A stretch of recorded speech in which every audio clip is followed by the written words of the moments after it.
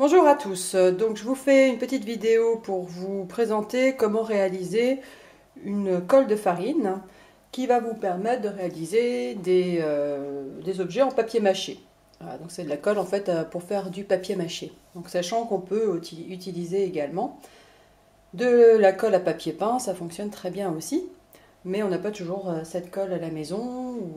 Voilà, et donc on peut aussi confectionner sa colle pour faire du papier peint avec de la farine, du sucre et de l'eau. Pour faire cette colle de farine, il faudra aussi faire chauffer toute la préparation. Donc moi je vais utiliser un robot. Voilà, c'est pour ça que je filme dans ma cuisine, puisque je vais faire ma petite cuisine pour réaliser cette colle. Alors moi j'aime beaucoup cette colle parce que pour faire du papier mâché, je trouve que c'est même plus efficace que la colle qu'on achète pour faire du papier peint. Et en plus c'est assez économique puisque la farine ne coûte vraiment pas cher pour les premiers prix.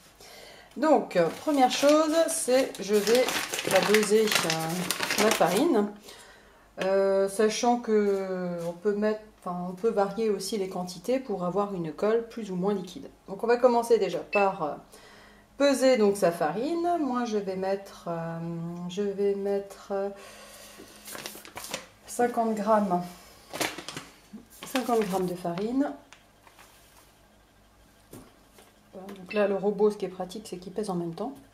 Si vous n'avez pas de robot qui pèse, vous faites avec une balance. Ça marchera très bien aussi. Donc, je mets 50 grammes. Après, c'est pas grave si c'est pas tout à fait exact, hein, on n'est pas dans la confection d'un gâteau, donc on peut faire de l'à peu près, rajouter de l'eau, rajouter de la farine, c'est pas un problème. Donc là, j'ai mis 50 grammes de farine. On va mettre également du sucre. Je vais mettre 15 grammes de sucre. Je vous remettrai les dosages, de toute façon, vous allez les voir qui s'affichent sur la vidéo. 15 grammes de sucre. Pareil, hein, c'est un peu plus, c'est pas grave, c'est un peu moins, c'est pas très grave non plus. Ah, 15 grammes. Donc voilà, tout est dans mon robot. Si vous n'avez pas de robot, vous pouvez faire bien entendu dans une casserole. Hein, donc vous transvasez la farine, le sucre dans la casserole. Parce qu'il faudra chauffer un petit peu pour faire comme une béchamel si vous voulez, pour ceux qui cuisinent un peu. Alors ensuite, qu'est-ce qu'il me manque? Il me manque l'eau. Donc là je vais mettre, j'ai mis 50 grammes de farine, je vais mettre 3 fois plus d'eau, on va dire, je vais partir au moins sur 200 grammes d'eau.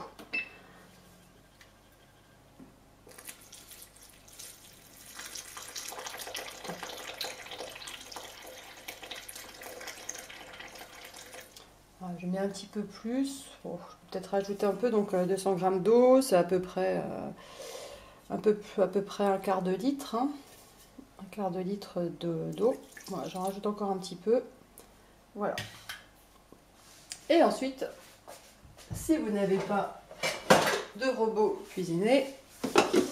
pour cuisiner, vous pouvez donc mettre votre casserole à chauffer et vous allez devoir donc mélanger avec un fouet. Donc là, moi j'ai le robot, c'est pratique. Donc je vais faire chauffer à 90 degrés.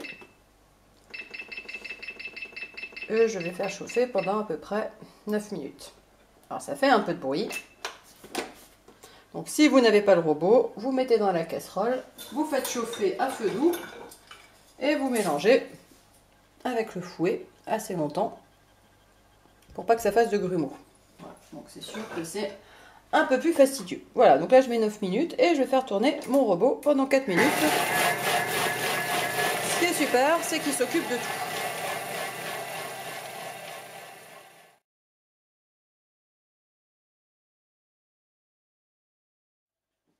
Alors, voyons voir ce que ça donne. Donc là, j'ai fait chauffer à 90 degrés.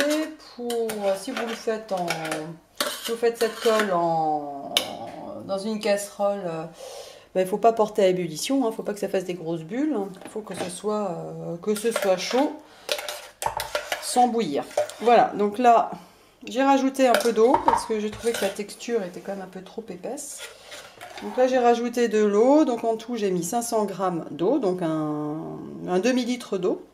Voilà, et puis donc 50 g de farine et 15 de sucre. Voilà la texture que ça donne. Donc c'est quand même liquide, mais un liquide quand même assez épais. Voilà, sachant que bien entendu on peut rajouter plus de farine pour obtenir quelque chose de plus épais. Ça dépend après de la façon dont on veut travailler le papier mâché. Dans un premier temps, moi je vais déjà faire je vais garder cette texture là qui est effectivement assez liquide. Pour démarrer le travail en papier mâché, ça peut être pas mal d'avoir ce genre de texture. Voilà.